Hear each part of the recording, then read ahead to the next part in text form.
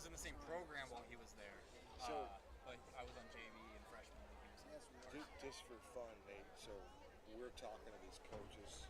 Now it's dropping down. Nathan, my dude, Edgar Allan Poe. I am ill. Who drops Edgar Allan Poe? Seriously.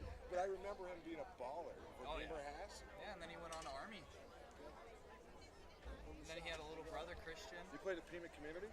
Yep. Did you get any senior athletic conference recognition? They don't recognize long snappers. They don't? Unfortunately. Opposed. Fans go play first? We're going to do national.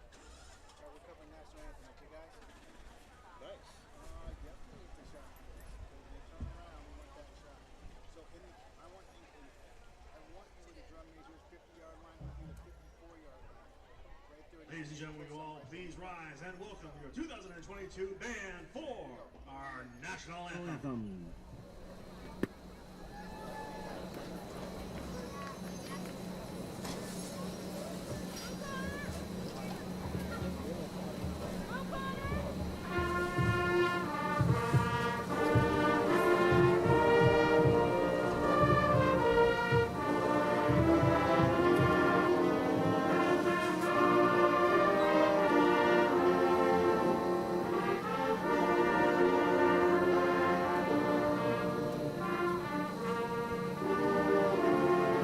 And Alator recovers the fumble, and on the exchange, the ball was put into the hands of Markai McKinnon. He is the bell cow for Goldwater, and we have yet a chance to talk about Mr. McKinnon. He is a fantastic player in his own right, but on the exchange from McKinnon to the player coming through, that's where things got crazy. Ball recovered by Sean Alator. Possession back in the hands of the Scorpions at the 9-10 mark. They got the ball for the second time, and their first drive here will begin in the red zone. And there is the tailback, and he's free again. That's Cordero. He's going to take it into the end zone for a touchdown. Christopher Cordero, 20 yards, untouched, working that right side. The house call, and it's 13-0, and we have only played less than 3 minutes. Just the efficiency on this offense and just the quick bursts from the Desert Edge running back. Fast feet, knows how to read a hole. He's not afraid to take it between the tackles. You see a lot of high school running backs. They just want to break that thing to the outside, find an edge, and try to bust up the sideline. No, this kid is insane between the tackles, and you lose him because he is a little bit smaller of a guy. But not only if you can get your hands on him, he is fast, he is strong, and he's got those quick feet and quick cuts. Cordero gets in the box the first time tonight, the second time this year. And he is on his way to yet another 100-yard effort. He had 7 of those a year ago. And with 9:02 to go in this opening quarter, the Scorpions lead it 14-0. And how about the block there by all-region stud on that right guard, Jacob Cortina, 5'11", 265. He was the guy that Nate was highlighting in the open. And this young man last week in that impressive win over Cactus Shadows got out on the edge, was a lead blocker, and it was a pancake plus a knockdown. He absolutely destroyed the defender. It wasn't even fair. It was a Sports Center top 10 moment. Good call. Like I said, you have a downhill running lineman.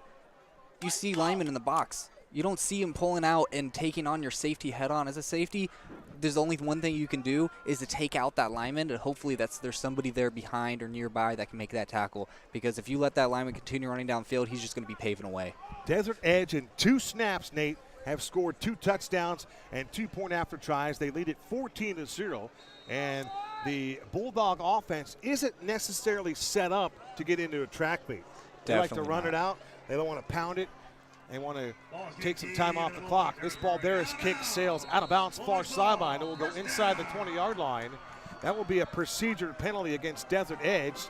And pretty good crowd here on the Zone 48 broadcast network as we come to you live from Phoenix, home of the Barry Goldwater Bulldogs. Kevin Derryberry alongside Nate Peterson.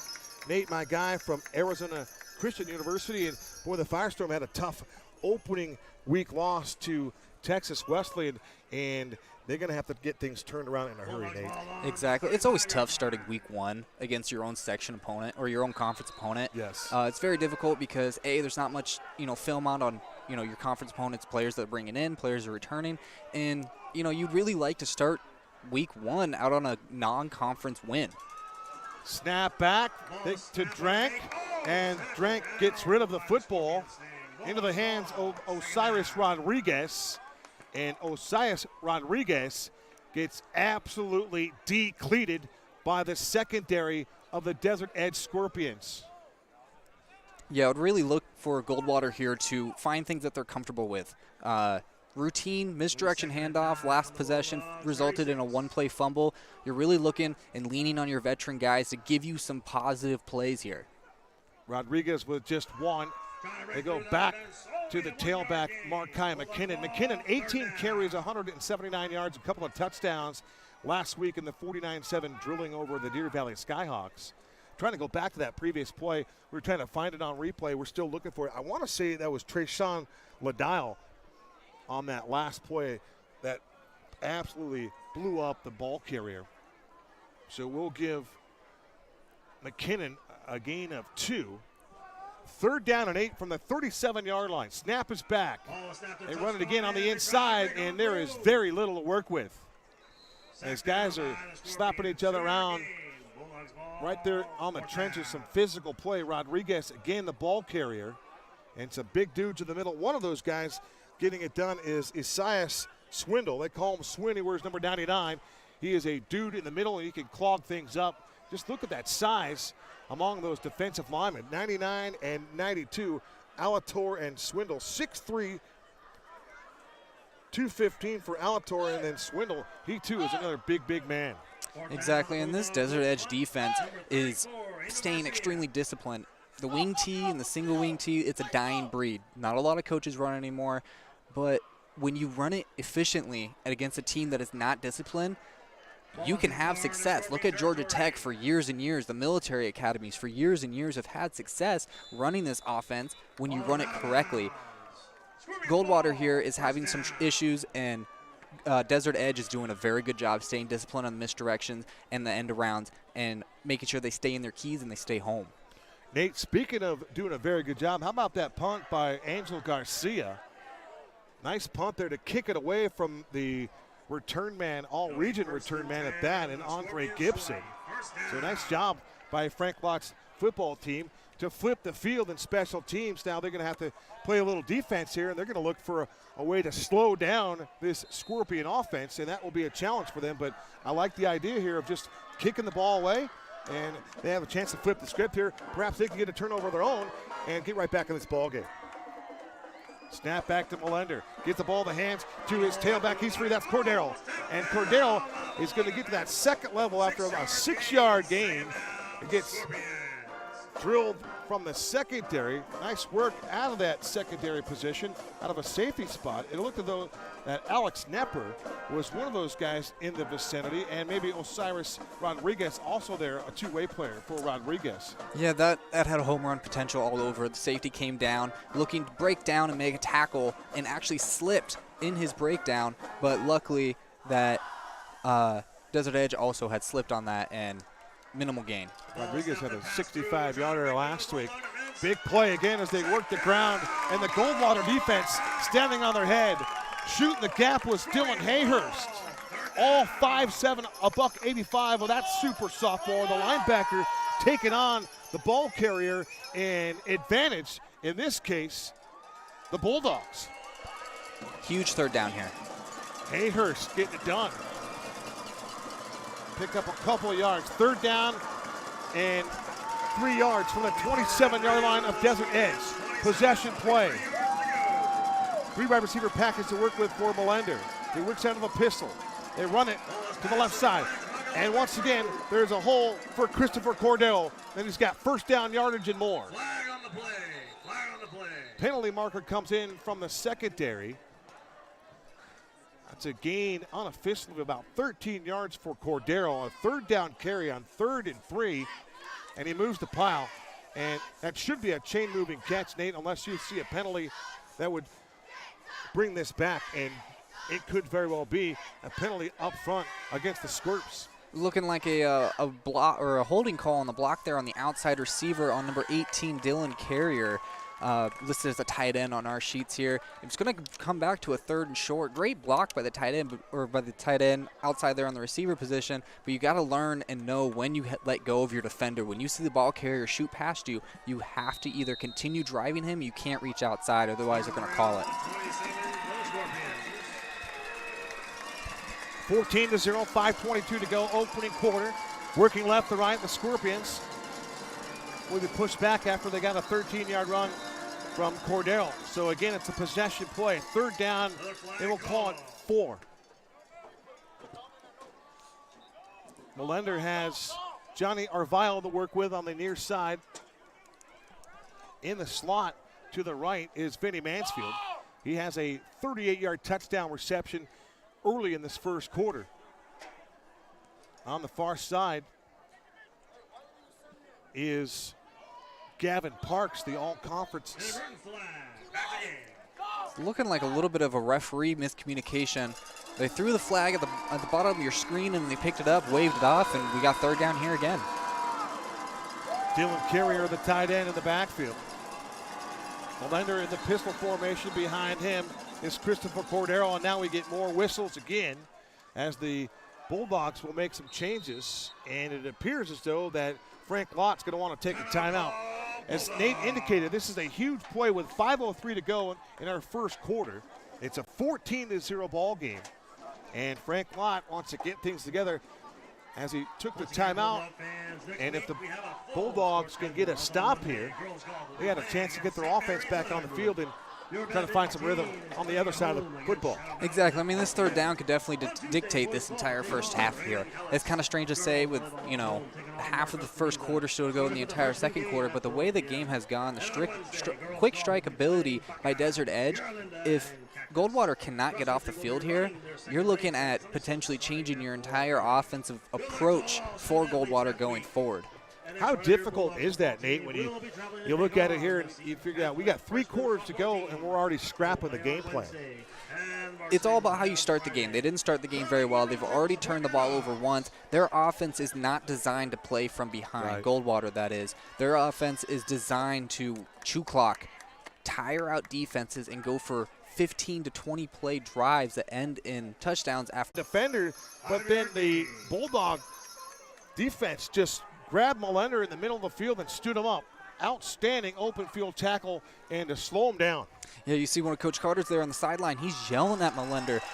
He looked like he had a read there, but that's the young mindset and the inexperience coming in. The sophomore picked up 6. He dumps a pass out on the left flat for Cordero. It's incomplete. Applying pressure for the Bulldogs. Coming in a hurry was the X-Man, Xander Martin.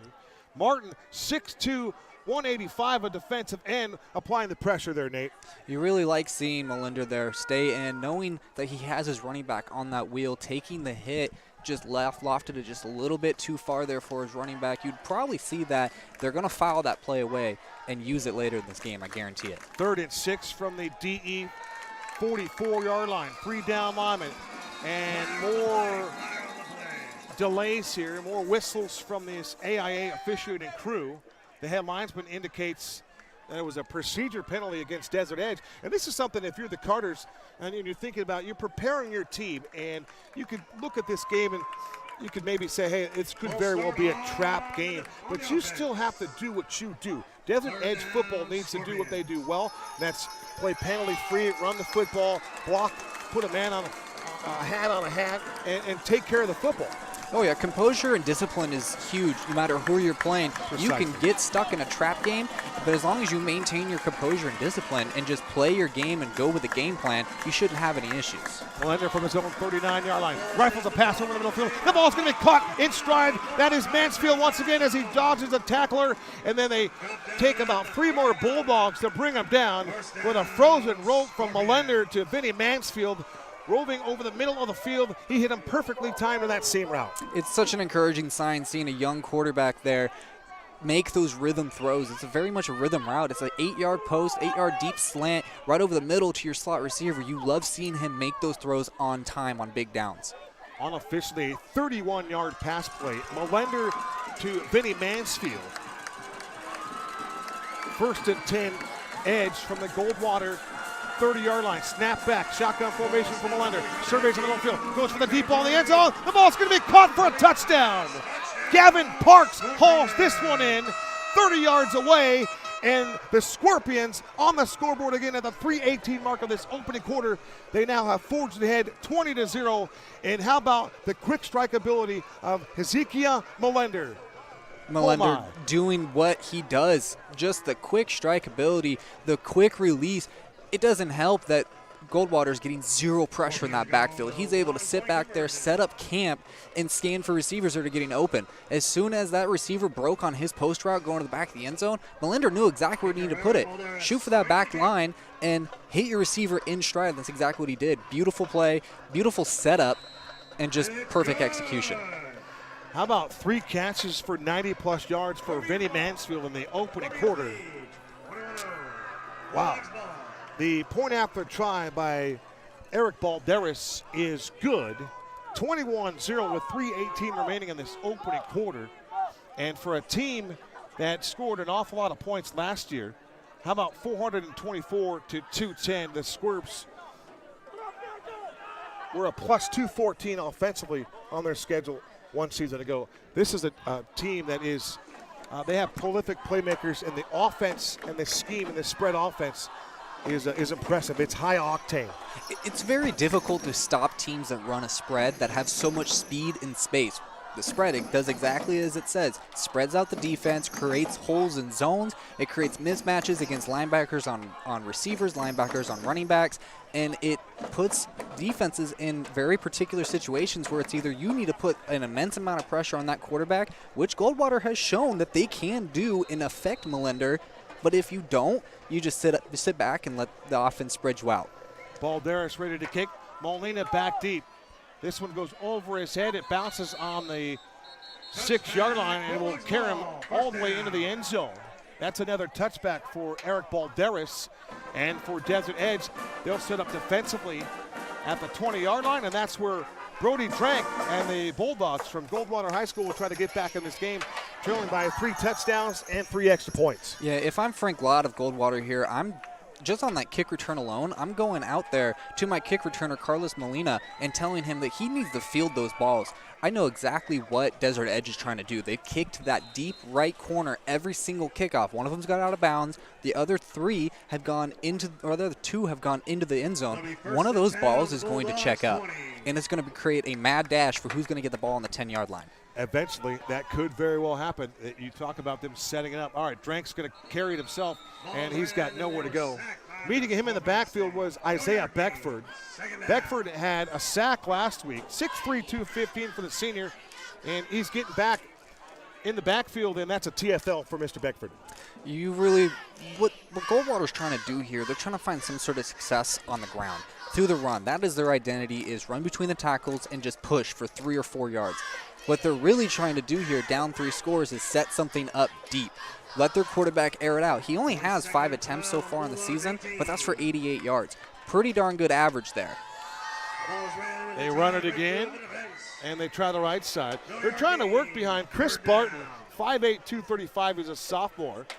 Eddie Palomino, another quick tackle, as they like to describe it, 6', 280, a sophomore.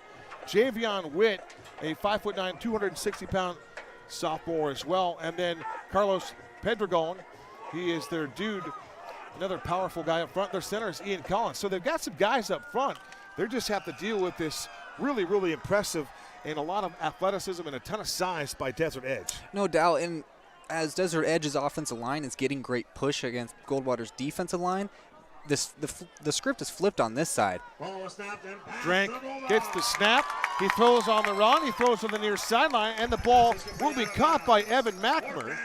For Ackmer, his first reception of the evening, and that's the first reception of the night. So Brody Drank to Evan Mackmer, and let's see what the officials have in store for us. I was trying to see if there is a penalty flag. I don't see one, Nate. So they're just setting the ball up on the near boundary. So it'll be 4th down and 1. The ball will be spotted on the 29 of Barry Goldwater. This is absolutely huge. This is exactly what your offense is designed for.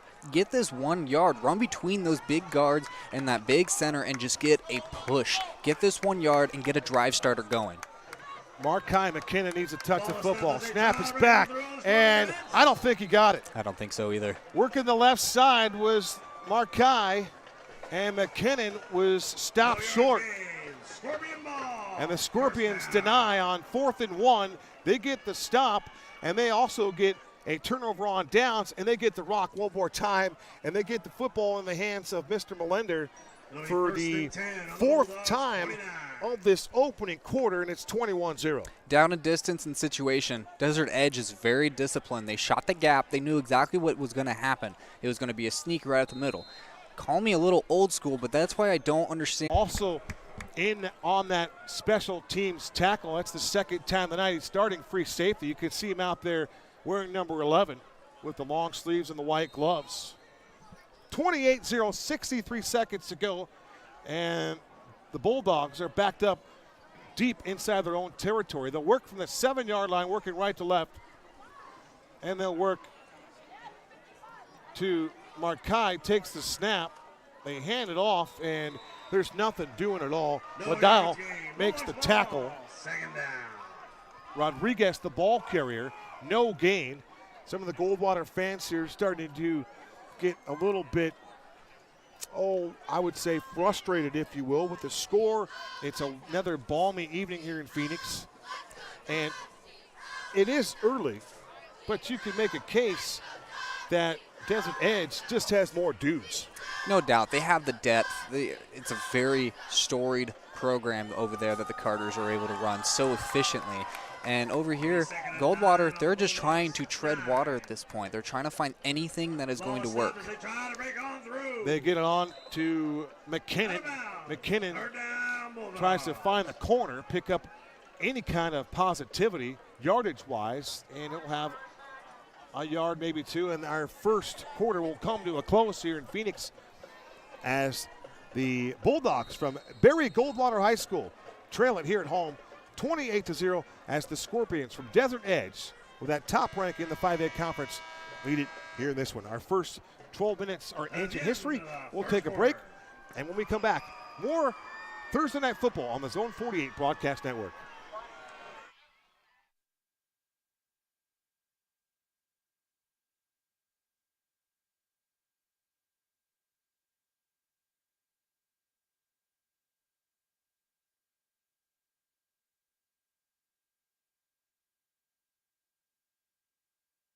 Just when you thought things were getting back to normal, BAM! You're in a car wreck.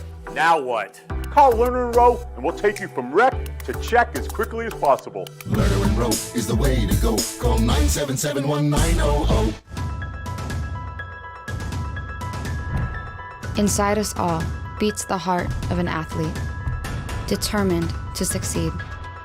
We push, we fight, we sacrifice.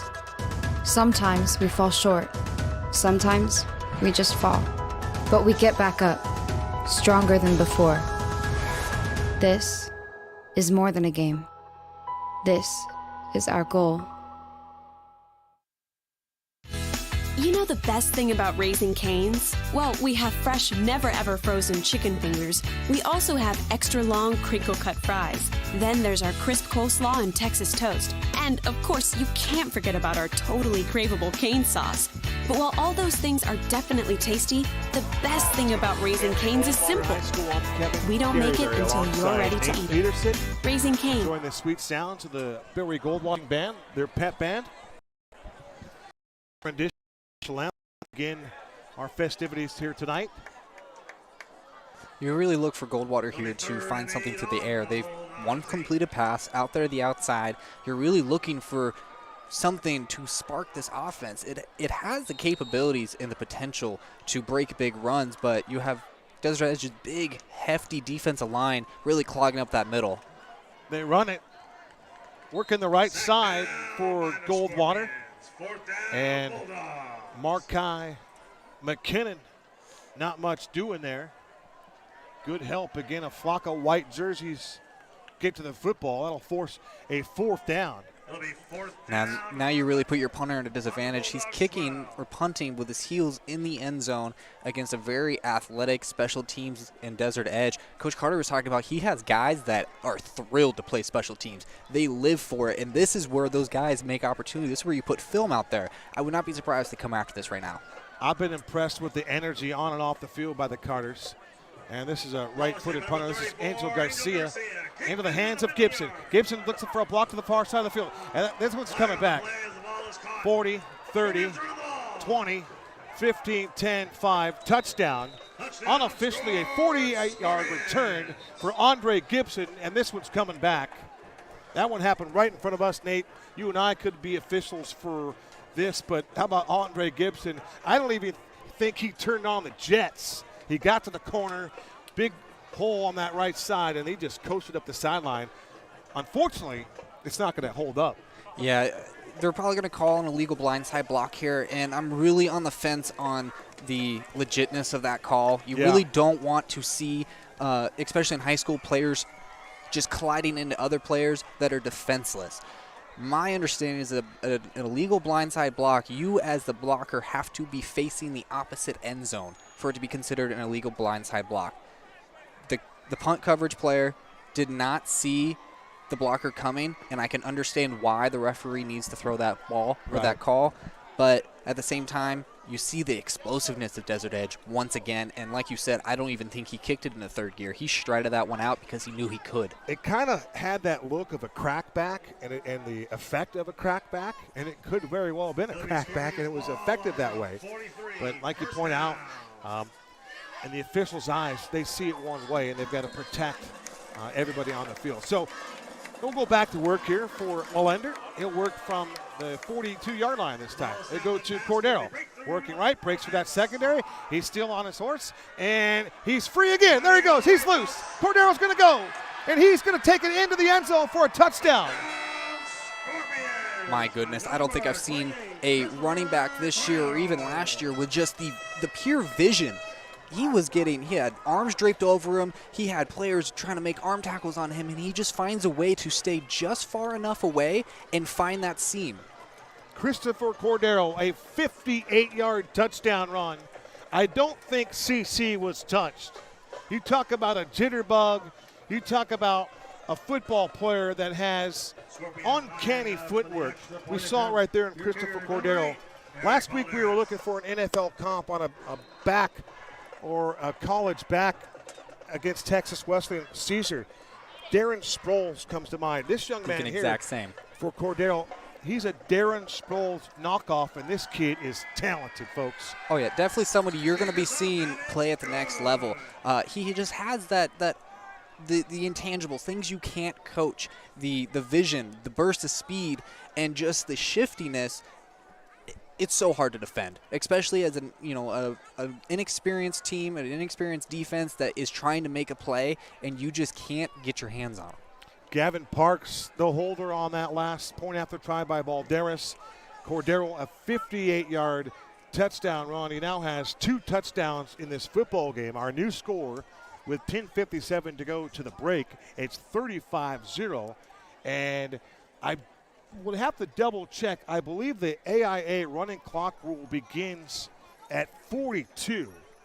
And I don't know if that starts in the first half or that starts in the second half. But either way, it is 35-0 Scorpions, and it's been big play here for Mark and Marcus Carter's football team. Yeah, I don't think any of their drives have gone more than 5 or 6 plays. It's been big strikes, long chunk yardage, and quickly at that. And it looks like we got a little bit of a break in play here. With last week's win, the Scorpions are 11-7 in openers after that 35-0 shutout at home over Cactus Shadows to begin the 18th year in Desert Edge football history. I mentioned the Carter brothers, 19-4 in their first 2.1 games. Balderas back to work from the 40-yard line.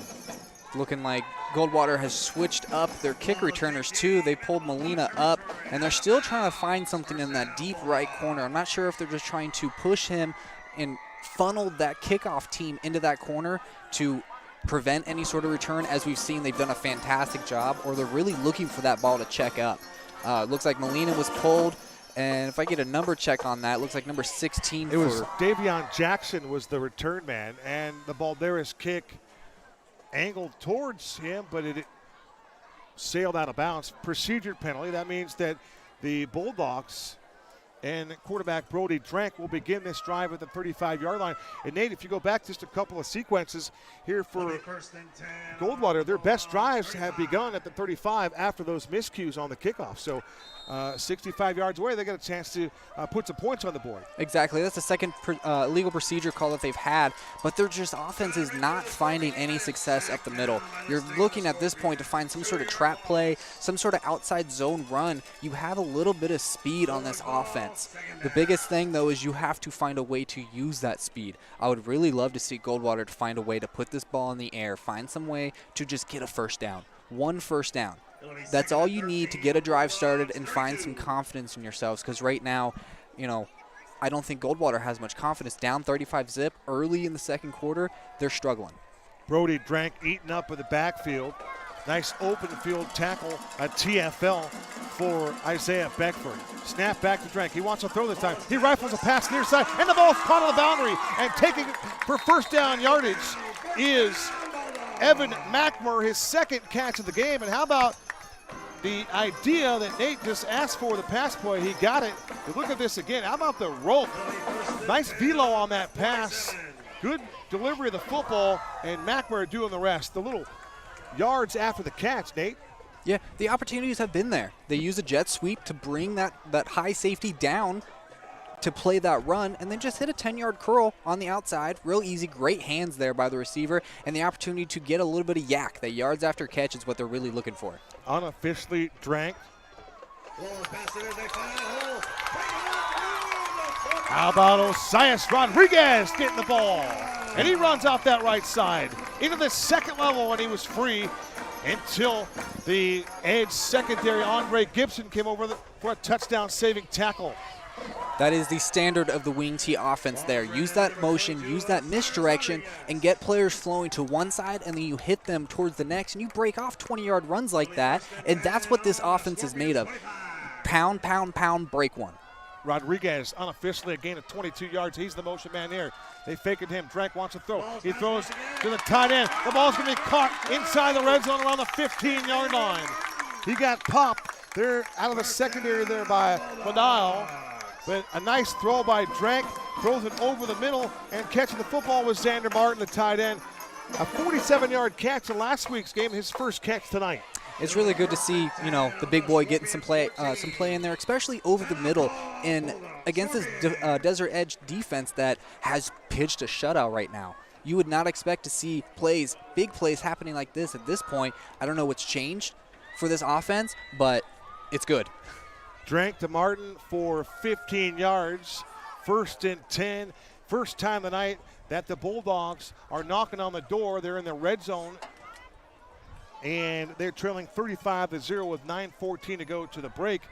And you had asked for them to just take a chance throwing the football, and perhaps that's opened up the run game a little bit, at least for the one play for Rodriguez. And you have to credit that right side doing a great job. Eddie Palomino, the quick tackle, and then Javion Witt also getting it done for Goldwater. Exactly, and it's the action that's happening at the line of scrimmage. You have these just tenacious beasts in Desert Edges. Their defensive linemen are just huge. They're fast, they're strong, but the second that you start getting, chunk plays down the field, you're making those linemen go from trying to charge the backfield to try to make a play downfield to get a tackle. You're going to tire them out, misdirection, sweeps, jet sweeps, any dink and dunks over the middle. This is how Goldwater is going to be able to find a way back into this game somehow. They work to the handoff again, and there's going to be a touchdown run by Markai McKinnon. McKinnon 14 yards away. He scores untouched on the right side, and McKinnon is in the end zone. His third touchdown of the season, and the Bulldogs punch it in. I'm not sure if Frank Lott just turned the page in his playbook and selected from a next couple of plays, but that drive is exactly what you needed. You needed chunk plays. You needed a fast drive. It's something to give life to this crowd, your sideline. I was seeing there, players are mad at each other. They're upset. They thought that they had an opportunity here, and it looks like they're going to go a little bit of a swinging gate. And they're going to motion everybody back in and kick the field goal. It's always interesting. That actually was a play they ran against HCU Saturday afternoon. They went for 2 points that set the tone. So snap back.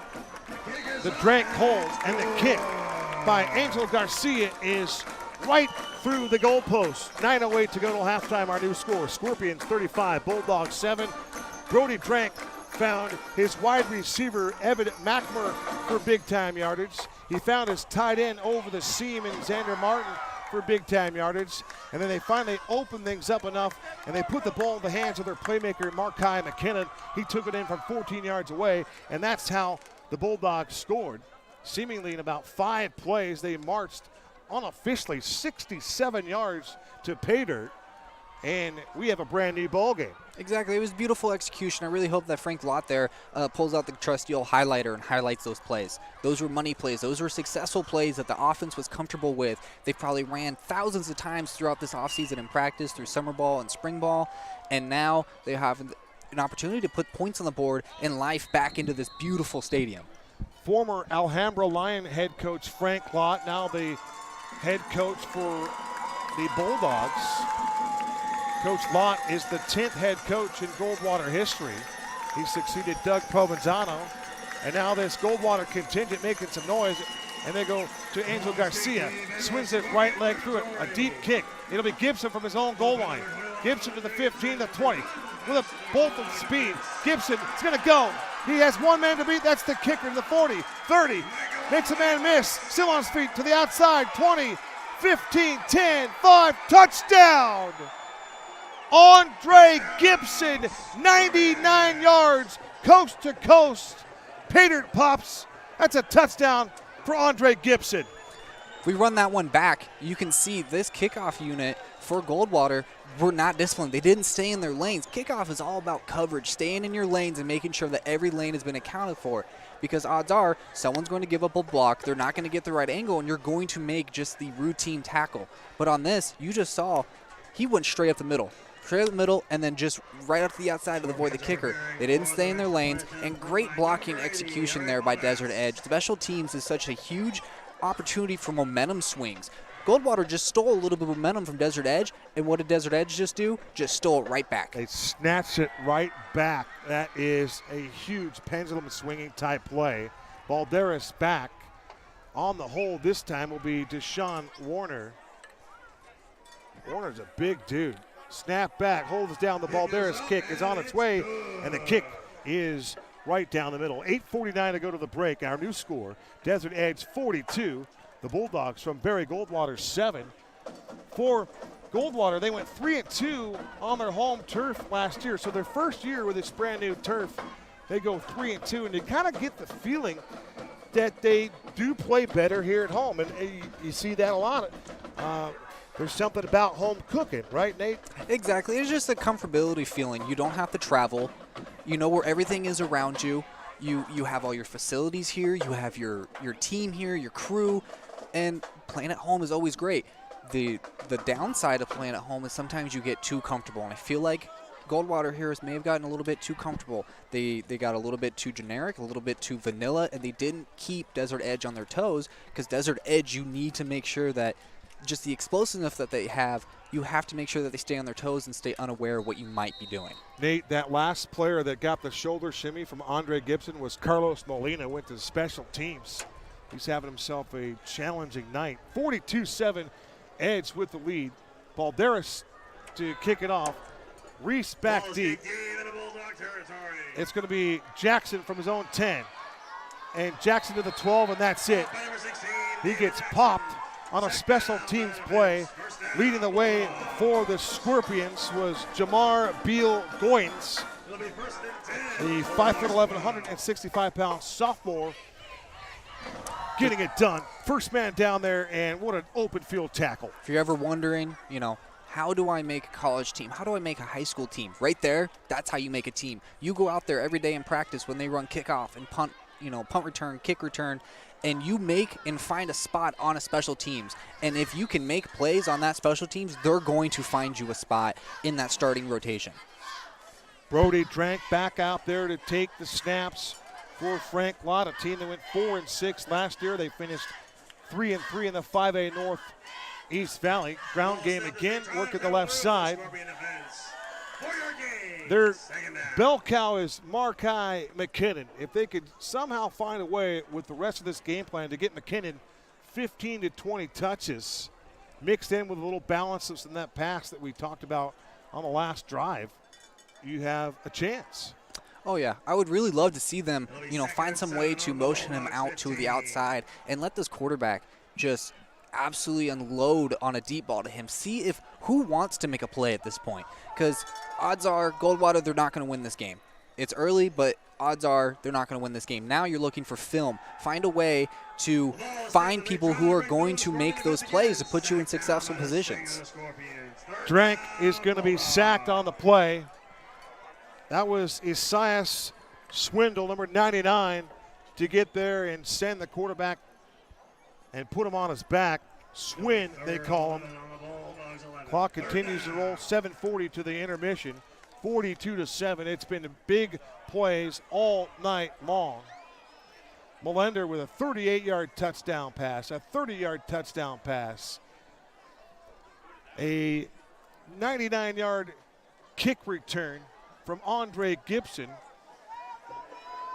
a 20-yard touchdown run from Christopher Cordero, a 58-yard touchdown run from CC. It's just been big play after the other. One right after the other. Drank rolls to the far side of the field, and the ball is nearly picked off. He wanted Mackmer, and stepping in front of that throw was Marvelous J. Freeman. And just think about that name, Marvelous J. Freeman. That is outstanding. It's a name that belongs up on a billboard. When I think of the name Marvelous, I've got to go back a few years, and I've got to take it to the boxing ring. Marvelous Marvin Hagler.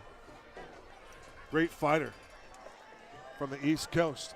All right, it will be Angel Garcia about a yard deep in his own end zone, and that man again, Andre Gibson, standing at the 40-yard line. If I'm Frank Lott, I'm not going to kick the ball to Gibson. This one is going to be trouble for Garcia, and the ball is going to go out of bounds. That will be a safety for Desert Edge. So they'll get a couple points added to the scoreboard. It's now 44-7 after the safety. And with 7:01 to go, Nate, they're going to get the football right back after a free kick here by the Bulldogs. Exactly. A long snapper's worst nightmare there is, you have a punter that's a little bit on the shorter side to begin with, but snapping that ball high, deep in your own territory, it's just a recipe for disaster. As a long snapper, you want to, fire through your elbows right through your knees to make sure that ball maintains a level height right to your quarter or your punter's hip. Right there, he let his hands get a little high. That ball sailed very high. And as a punter at that point, the best thing you can do, kick that ball out of the back of the end zone, give them the 2 points, and, put your defense on the field. You don't want to give them an automatic touchdown right there. Make them earn that. No question about that. The Bulldogs, with 4 postseason appearances in 35 years, have tasted victory just twice in the second season. Goldwater won their first ever playoff game back in 1988 in a 3A Division II affair. That was a 10-0 victory over Coconino under head coach Jim Hepting. That was a few years back. Coach Jim Hepting was at the helm when Barry Goldwater High School won a program best 7 victories. That came in that same very year in 1988 in that 3A Division II conference. The Dogs finished 7-5, the most wins in program history. And again, that was a number of years ago, Nate. Yeah, and the thing is, history repeats itself. I always believe that football teams and just divisions in general, it's a revolving door of success, but you have to put the work in.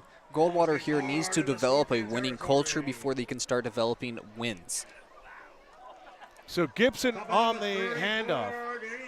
Gibson makes the first man miss, bounce to the outside, and Gibson is still on his feet. Penalty markers fly.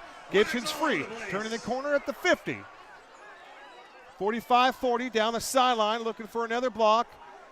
And he's going to be spun out of bounds making the stop was Carlos Molina, and there is a myriad of penalty markers thrown on the field. A lot of them are all in the soccer circle, if you will, Nate. Yeah, and it's pretty obvious what's going to happen here. Several block in the backs, a couple holdings, and that's the struggle when you have such a shifty returner back there, is that they're going to go east and west just as much as they go north and south. They're going to try to find a lane. They're going to try to make something, something out of nothing there, really, and that's what you get caught, holding, blocks in the backs, and, it's a shame. It was a great return.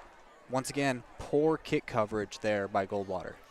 Kevin Derryberry alongside Mr. Nate Peterson, joining us live tonight on the Zone 48 Broadcast Network. A special thank to our broadcast team, our technical producer, Mr. Greg Jones, our lead camera operator, Kat Jones. Joey is my main man, getting it done on the roving camera. Long conversation with our AIA officiating crew, and it gives us a chance to introduce those guys to you. Our referee tonight is Dallas Farrell. The back judge is Mark Kuster. Our field judge tonight is Justin Bramble. The side judge is Jeff Big Daddy Barker. Our line judge is Glenn Russell. The head lineman tonight is David Canales, and our umpire is Brian Ethington. He's the big boy down there. Referee is pointing things out. That's Mr. Dallas Farrell. As Nate pointed out, you had about 4 or 5 different penalties. Pick one. Yeah, this is what's taking so long, is they're trying to figure out which ones to enforce. You can only enforce one of them, and where this is going to be enforced at.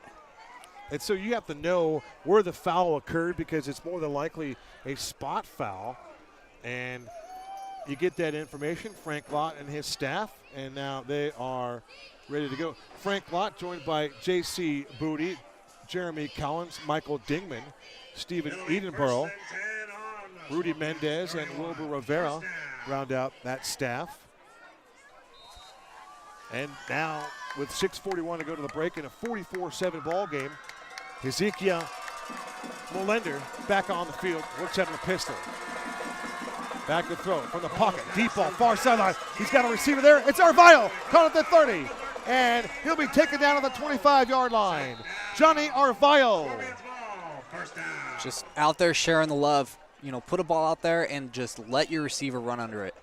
44-yard pass play. That's the number of points on the scoreboard, and that was the yardage accumulated on that last pass play.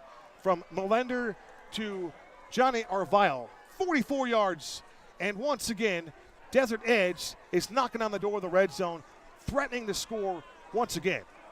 Yeah, the efficiency of this offense, they're not doing anything special. They're really just lining up out there and just running streaks is really what it looks like, running past defenders. Cordero is going to run a route, and the ball is going to go down the field, and the ball is caught inside the 5-yard line.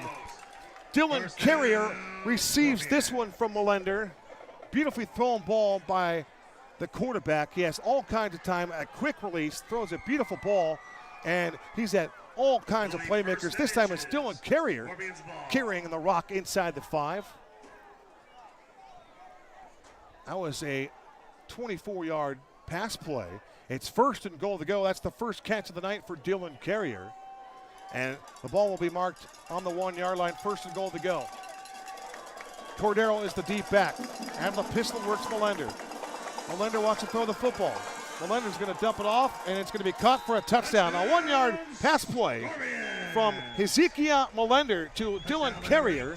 And for Carrier, he picks up the touchdown reception. He had 2 receptions for 44 yards last week in the win over Cactus Shadows, and he has 2 catches here tonight. And you got to like that from a coaching perspective. He darn near got one in the end zone on the previous play. They set up the play call, and they get him the football right back. I love that. Oh, yeah, and in reality, this play is set up. You have the receiver, top of the screen, running, they call it a sluggo, slant and go, anything like that, but with a comeback on the top of the route.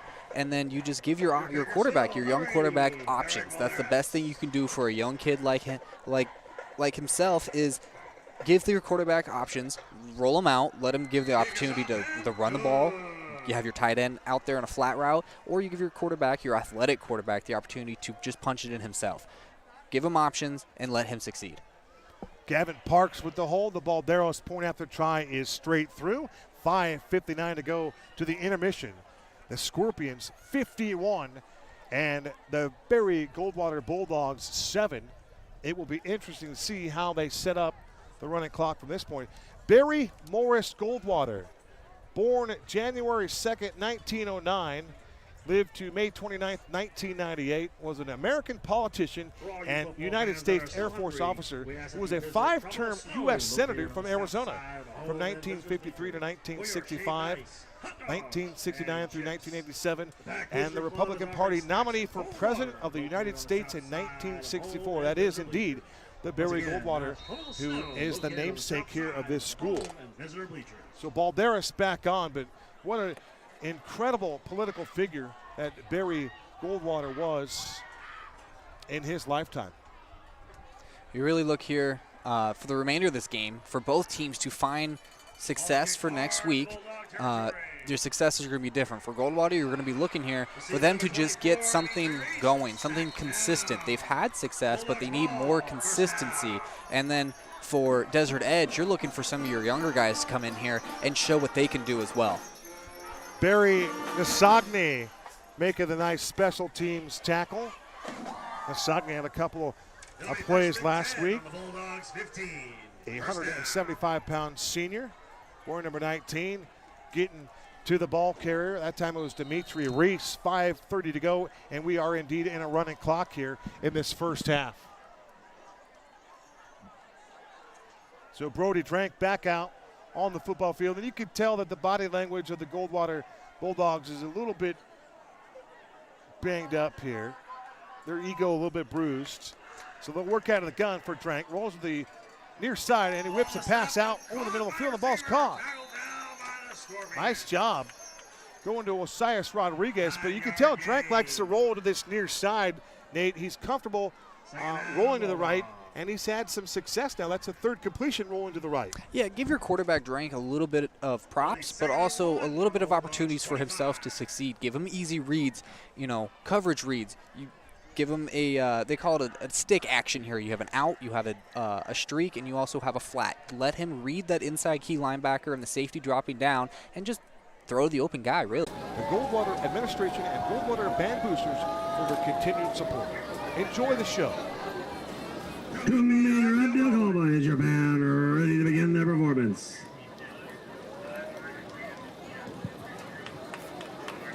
You may now begin.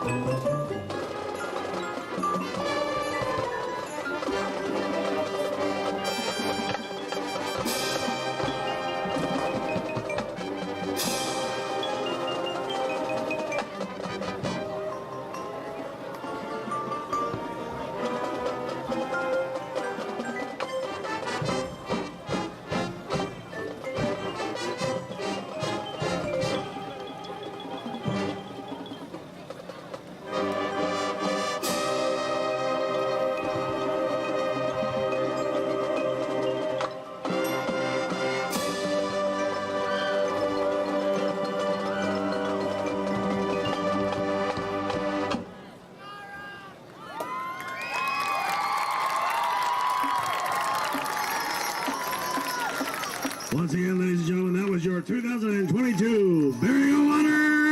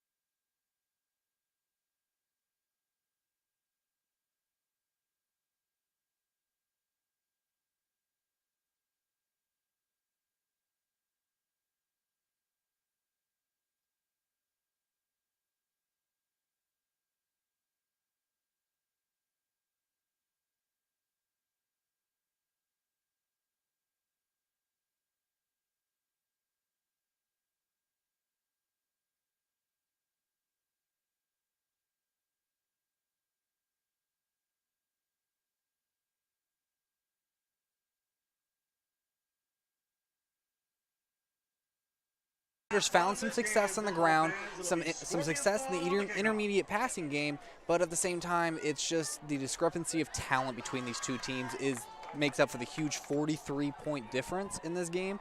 But there's two halves of each game. Sure. Goldwater has an opportunity to come out here and, perhaps a couple breaks come their way, and we'll never know. Outstanding performance by the Pride Regiment as they performed Symphony of Fate. That was a Symphony number 5 number by Beethoven, and we are ready to go. Here's Garcia. Garcia back deep.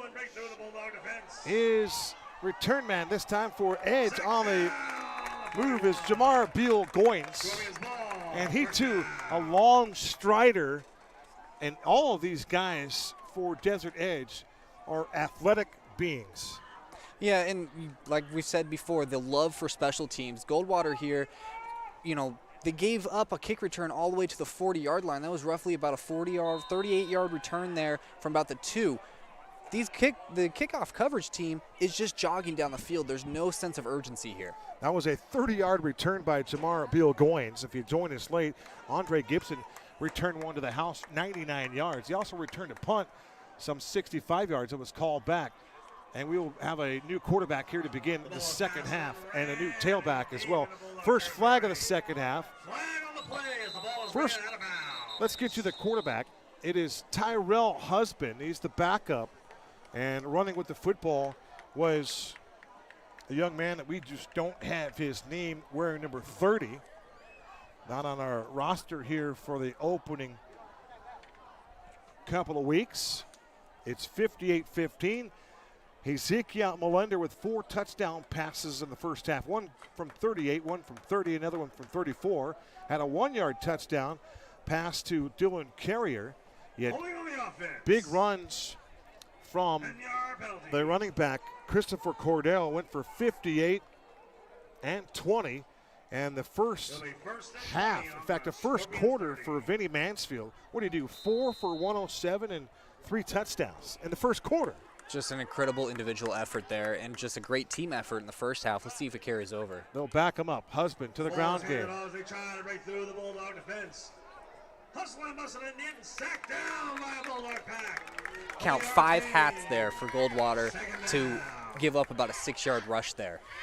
You have to start to come up and think of some number 30s playing in the league.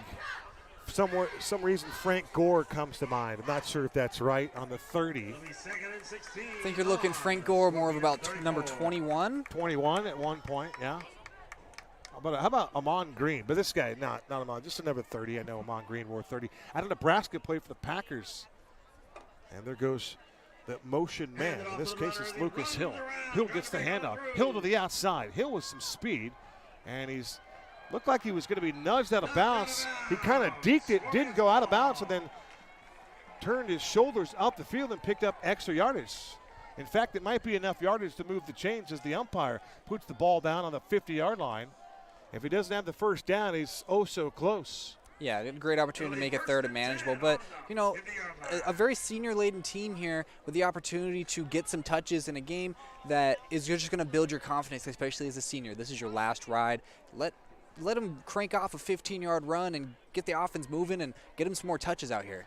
Lucas Hill's first touch of the game was a 10-yard run on the jet sweep. Edge with the football on the 50-yard line. 58-15, clock rolling with 9:42 to go. In motion to the near side is Bryson Asadera. Motion man again. Get the ball in the hands of the wide receiver.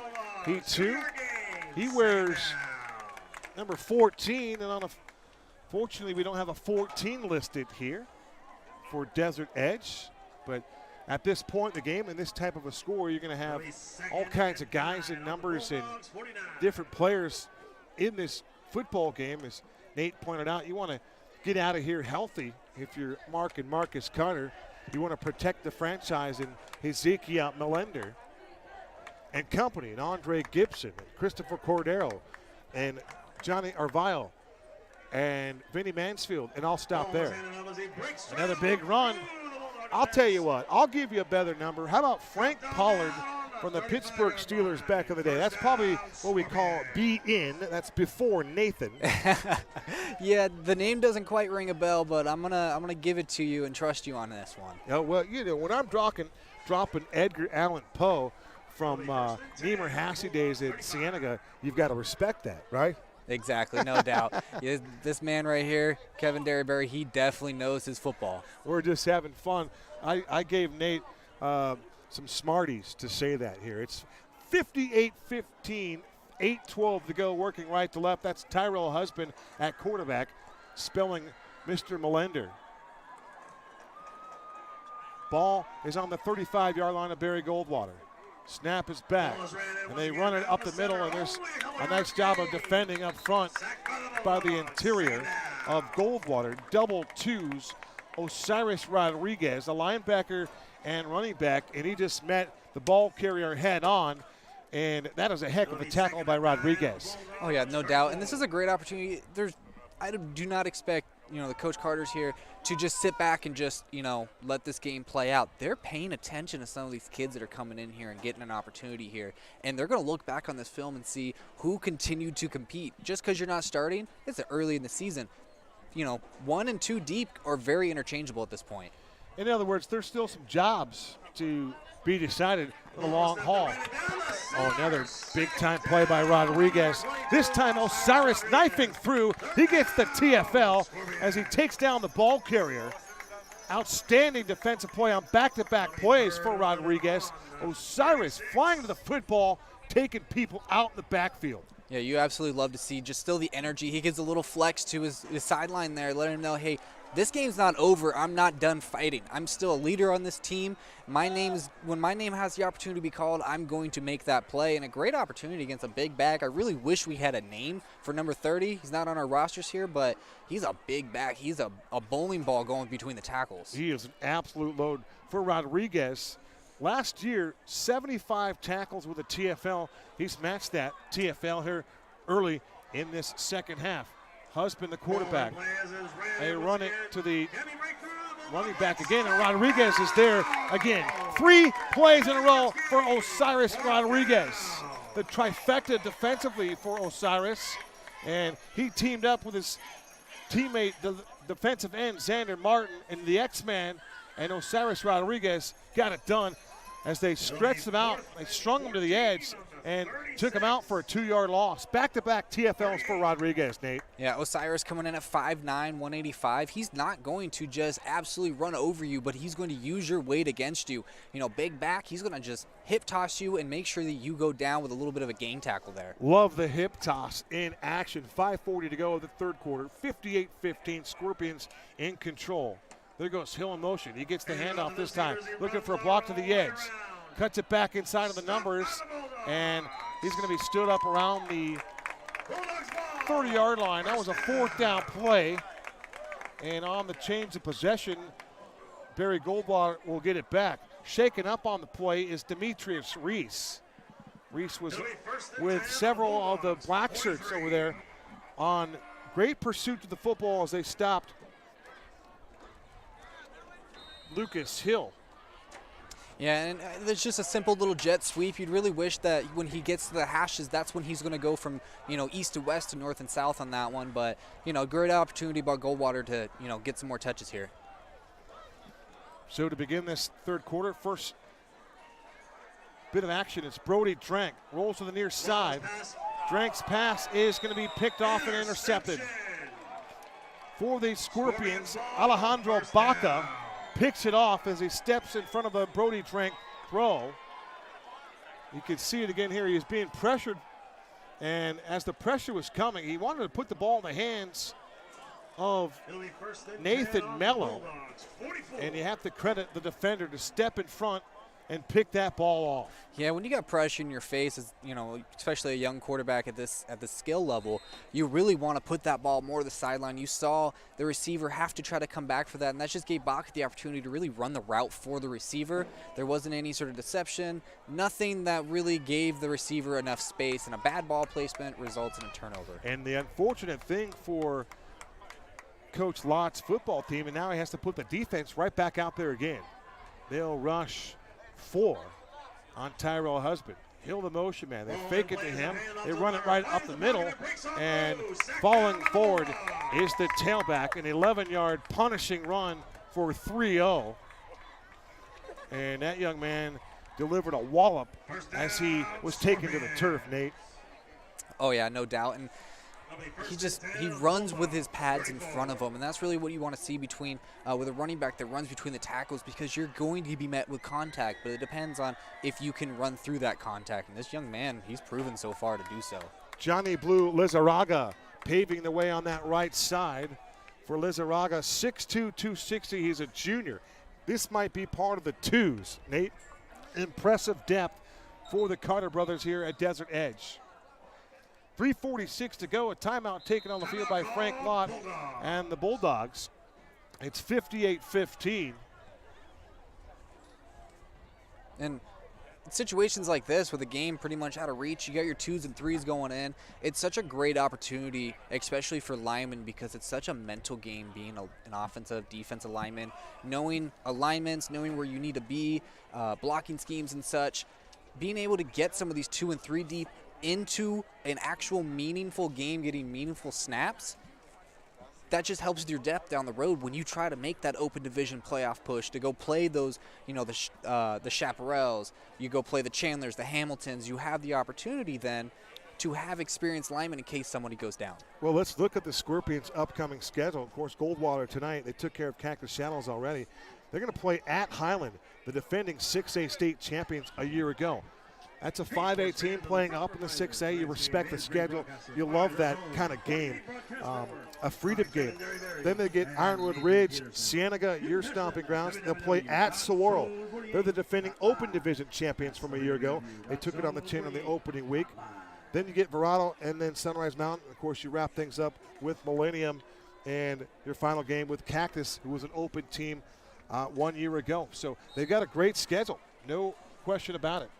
Yeah, there should be zero question as far as strength of Desert Edge's schedule when those final rankings come out. So Husband goes back to work. He takes the high snap, puts the ball in the hands of the wide receiver, Bryson Asadera, and Asadera gets to the edge and starts to scoot up the sideline, picks up positive yardage before he's bounced out of bounds.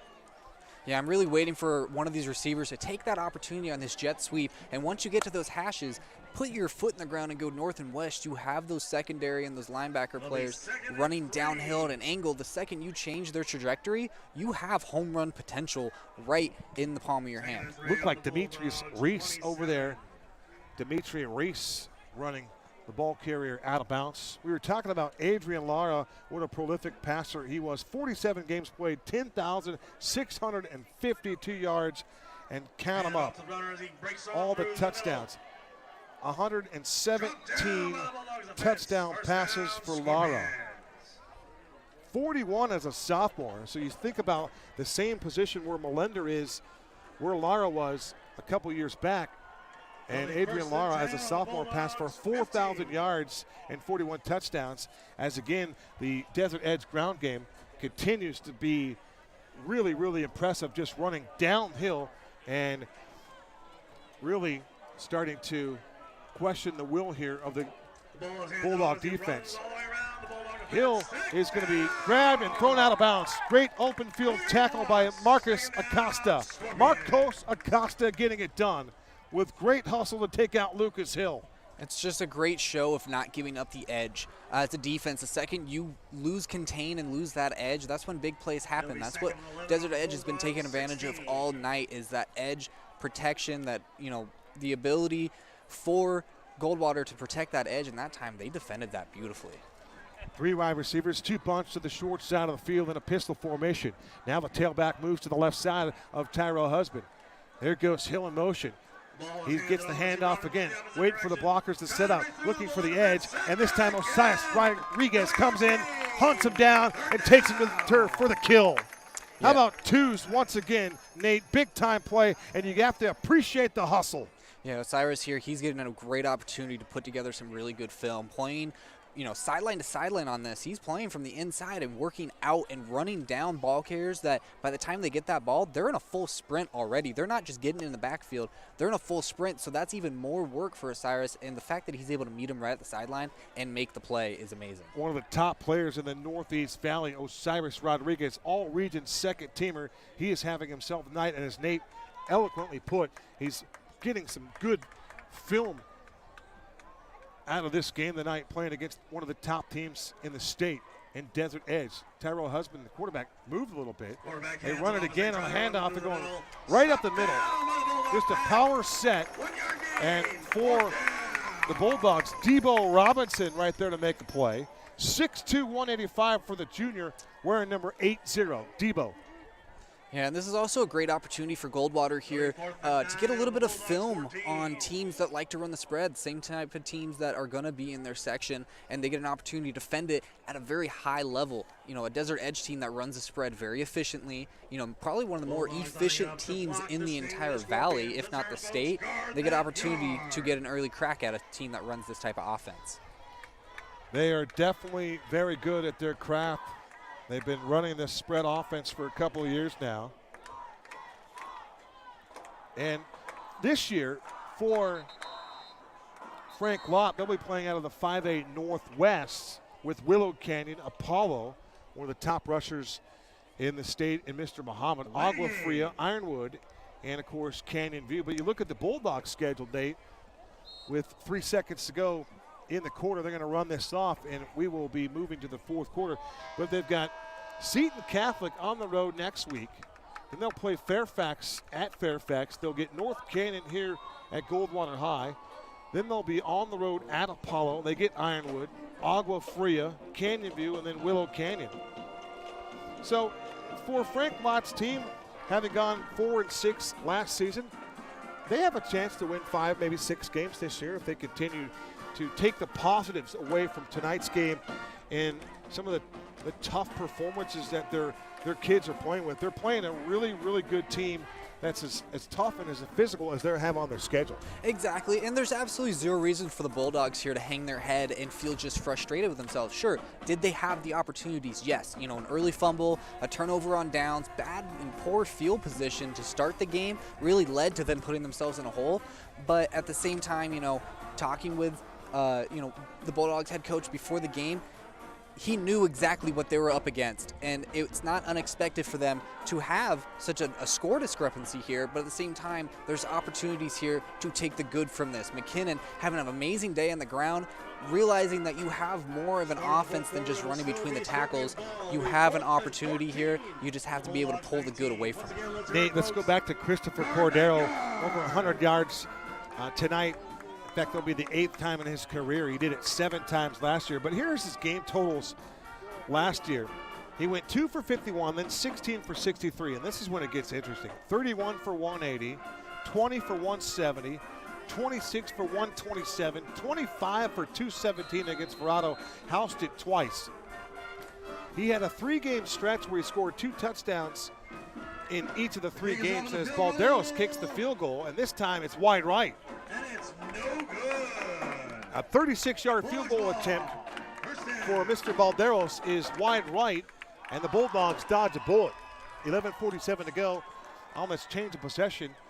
The Bulldogs will get the football back, but going back to Cordero, after the 217 career night, 25 carries, then he finished up with 19 for 185, 25 for 154, and then 22 for 138.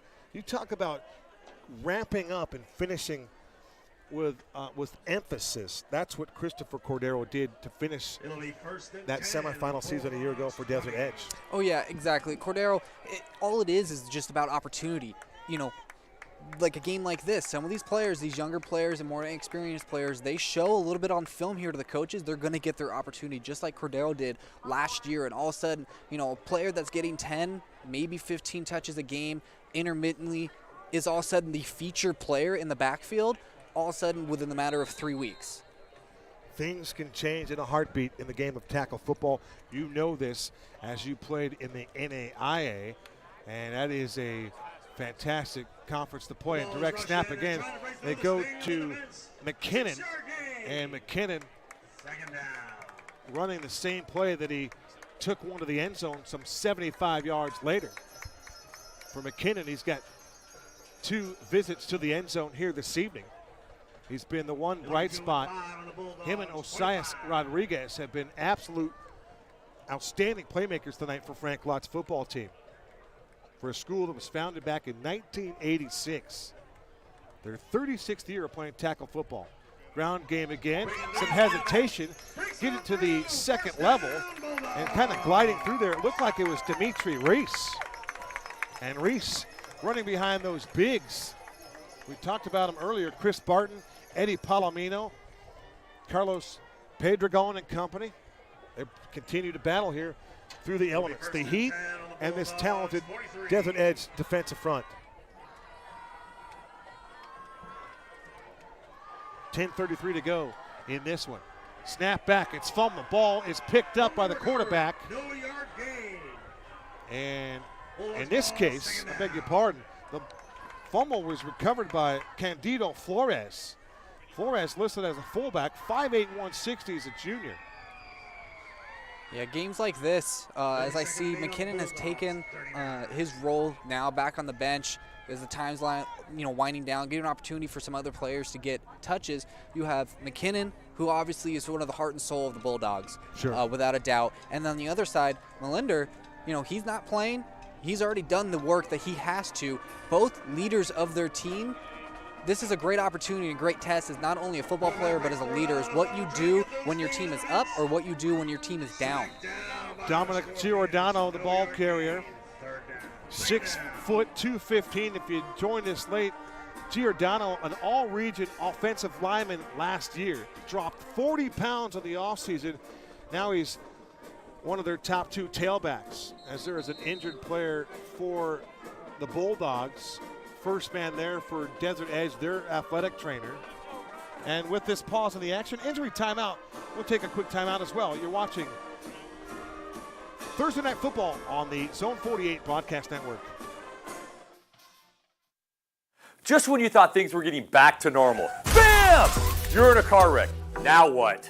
Call Lerner and Rowe, and we'll take you from wreck to check as quickly as possible. Lerner and Rowe is the way to go. Call 977-1900.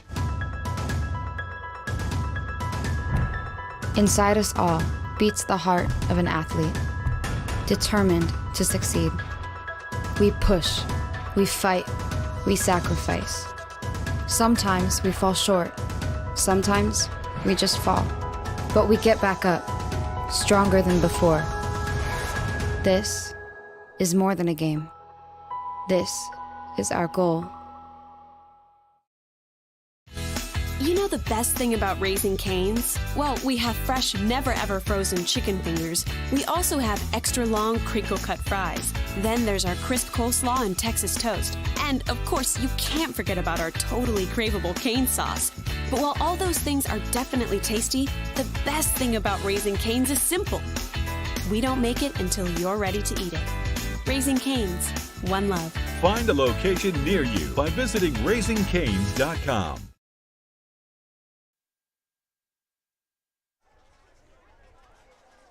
The injured player for the Bulldogs was tailback Dominic Giordano.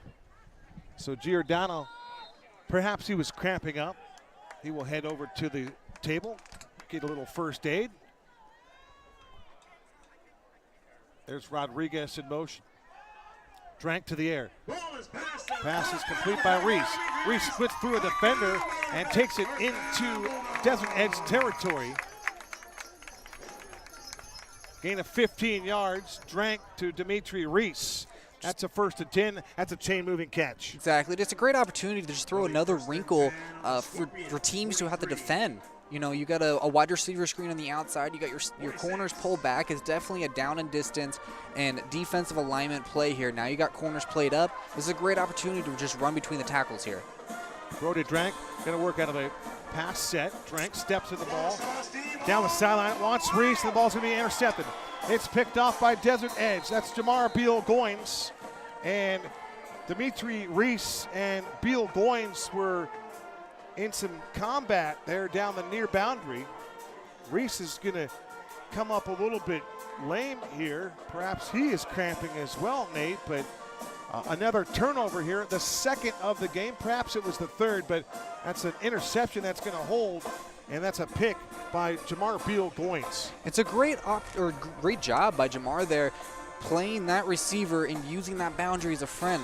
As a receiver, you need to stay on top of those numbers and give your quarterback a spot to throw to, not a player to throw to, a spot. At that point in time, he just kind of let Jamar ride him to the sideline, and on that one, Drake really didn't have an opportunity to put that ball in a spot where only his receiver could get it. Another score around Thursday night football here in the Great State 48. ALA is leading Eastmark 26-10 in the fourth quarter.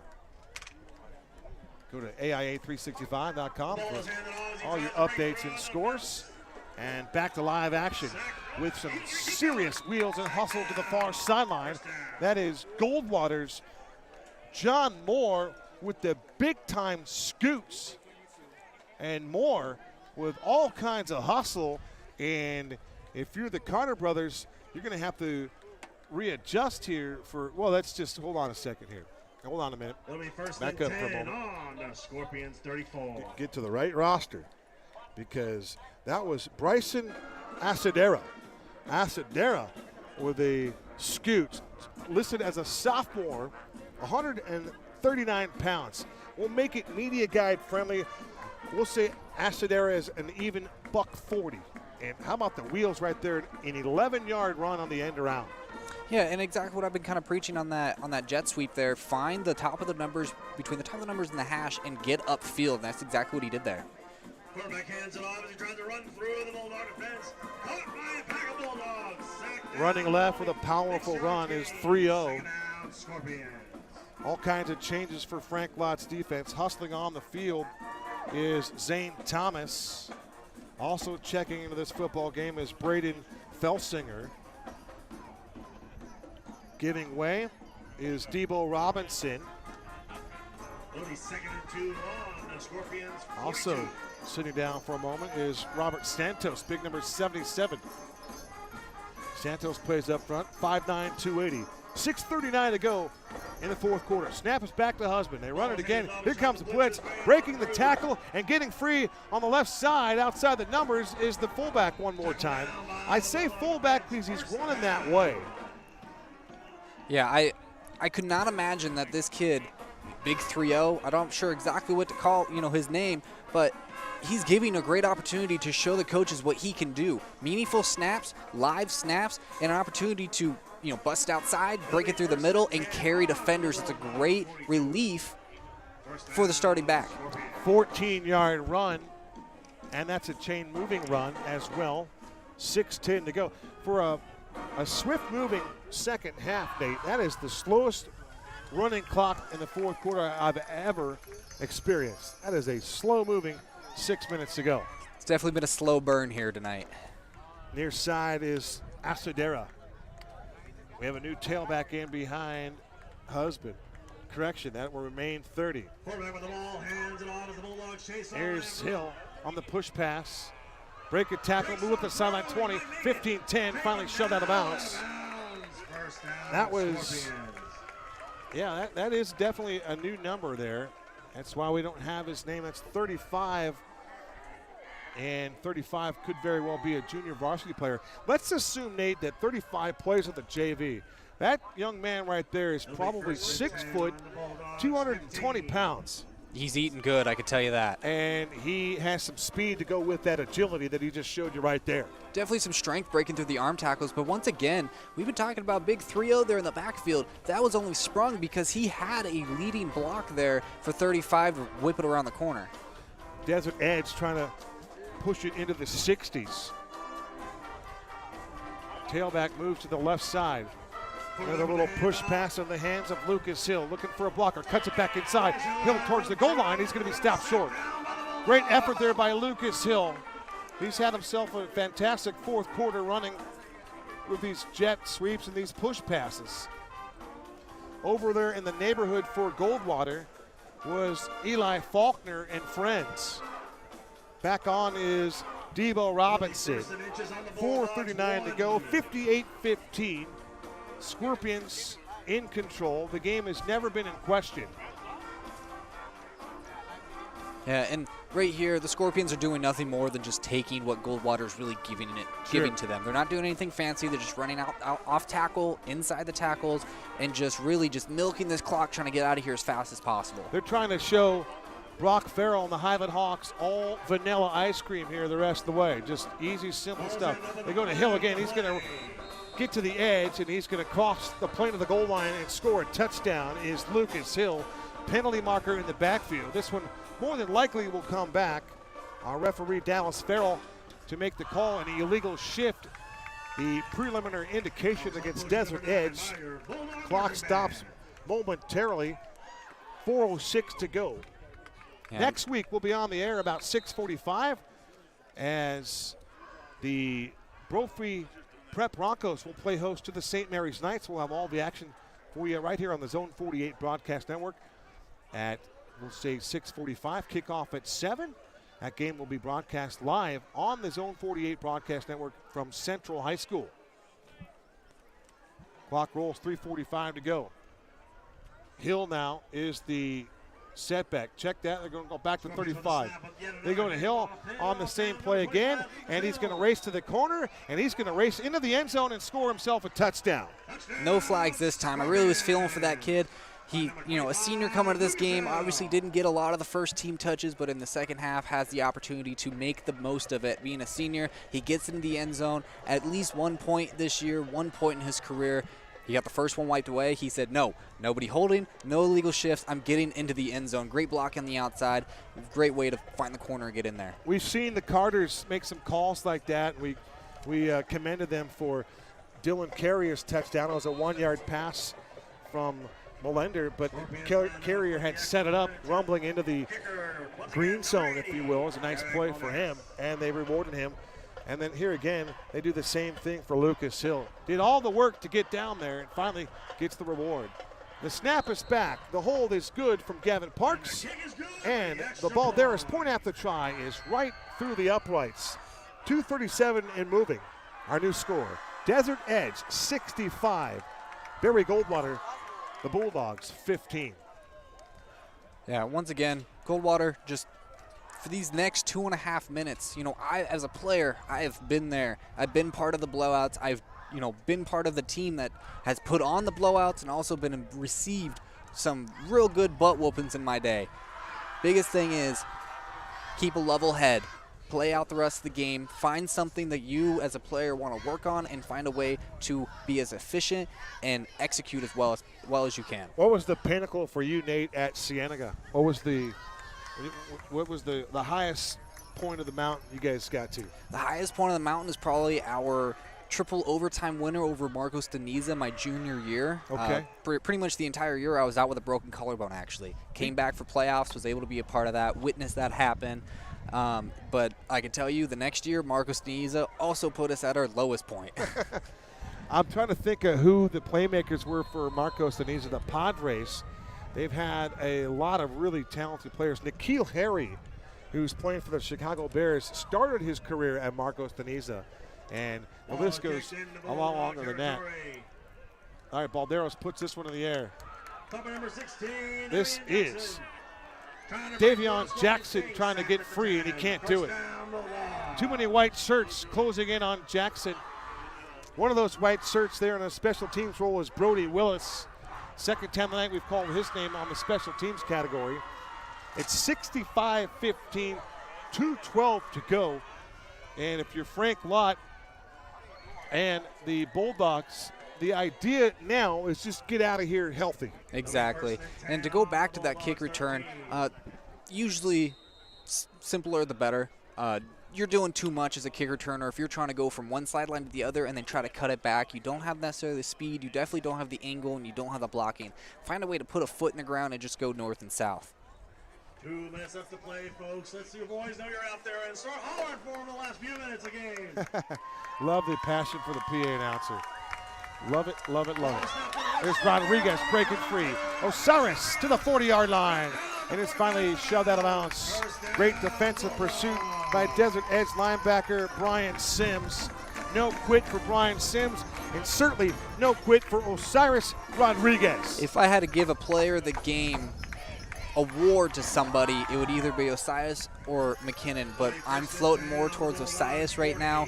Participation trophy at the very least. I've never seen a smaller guy put a bigger guy on his back like he just did right there. Osiris is a playmaker. He gets the call again, and he takes into that second level, taking on the linebackers and the safeties, and he takes it into Desert Edge territory. An 11-yard run for Rodriguez after a game-best 33-yard run for Rodriguez. Back-to-back positive carries for this front line of the Bulldogs, and you're looking for things to take away, things that you want to put on film. Well, Osiris Rodriguez is doing just that, and at least Frank Lott's football team continues to compete, and that's the message you want to send to every level here in this program. As Drank spun around, looked for a ball carrier, nobody was home, spun back towards the line of scrimmage and picked up positive yardage. Give Brody Drank an 8-yard run. Yeah, and right here you're finding a great opportunity for the Bulldogs to have positive carry, something I haven't seen a whole lot. But at the same time, you want something that will positively carry into next week. This is it right here. The ball's loose. It's on the ground again. They fight for it, and I think Desert Edge is going to come away with their third turnover of the night. Another takeaway for the Scorpions as they continue to sting late in this fourth quarter. Let's see if the Bulldogs recovered it. We'll wait for the indication from Dallas Farrell, our white hat official. I think that they're going to call it down. I think they just called it down. 8 seconds to go on this one. One more snap for the Bulldogs. Snap is back. The ball's down again. It's fumbled again. And time will expire here in Phoenix. Our final score, Desert Edge 65 and the Barry Goldwater Bulldogs 15. Yeah, right there, just doing a little bit too much. They've been having issues giving handoffs in this exact situation, misdirection, dive right up the middle to the weak side back. There's not much you can do about that. Lots of great positive things in this second half for the Bulldogs, things to build off of, things to work on as well, and a great opportunity for Desert Edge to rest their starters second half. They have a very tough schedule coming up. A lot of premier programs in the state they have to go up against, and a great opportunity to be efficient, be quick and concise, and get in and get out and get the job done and get your starters some rest early. They have, like I said, a long schedule ahead. I would not be surprised if you see Desert Edge once again making an open division playoff push. They've got enough talent to do just that. It will be interesting to see a win next week against Highland would go a long way in that comment and that statement that you just made, Nate. Nate, I want to thank you for your professionalism here this evening. We're glad that you were a part of our broadcast, and we thank you for filling in tonight. Yeah, definitely. Thank you for the opportunity. A great opportunity to get my feet wet again, get back in the swing of things, and expand my journalism horizon. I definitely appreciate the offer and the invite. No question. Don't forget next week on the slate. We'll see what happens, but we got St. Mary's and Brophy. We'll have all the action for you on Thursday Night Football on the Zone 48 Broadcast Network. Desert Edge wins it here 65-15. And finally for Hezekiah Melander, 4 touchdown passes for him. He's got 8 in 2 weeks. And for Christopher Cordero, an outstanding game for him. 2 more rushing touchdowns. It was playmaking galore, all kinds of talent. Andre Gibson, a 99-yard kick return for Desert Edge. They go in cruise control tonight. And 2 players I want to highlight for Frank Lott's Goldwater football team. One has to be Markai McKinnon, a couple of touchdowns for him, over 100 yards rushing. And then Osiris Rodriguez, no quit in that young man. He delivered pop after pop. He took shot after shot.